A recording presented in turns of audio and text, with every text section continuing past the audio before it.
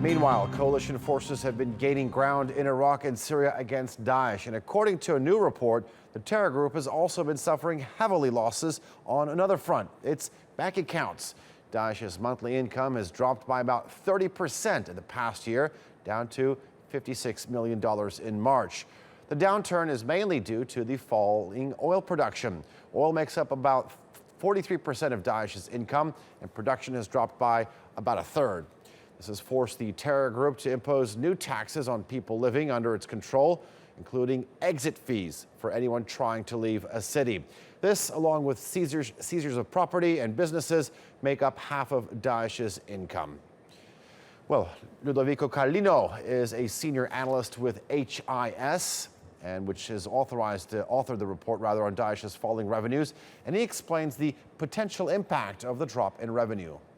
The result of this increased financial pressure on which the Islamic State is subjected, which is also the result of the increased military pressure on the Islamic State. The airstrikes are having an impact because they have been targeting specifically also the one of the main financial assets that the Islamic State is still exploiting, such as the smuggling and the production of oil.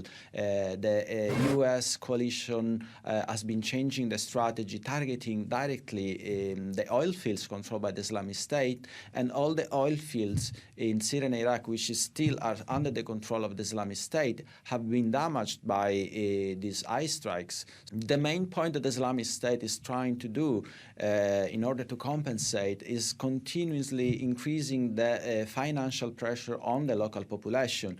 This is something that is not new. We have been picking up information suggesting so already between November and December of the last year, but now the way in which the Islamic State is increasing the taxation on the local population is something particularly relevant, not just because a lot of already existing taxes have been basically doubled in their price, but also because the Islamic State is trying to introduce a new form of taxation which are covering basically all the aspects of the civilian life of the people living in the caliphate.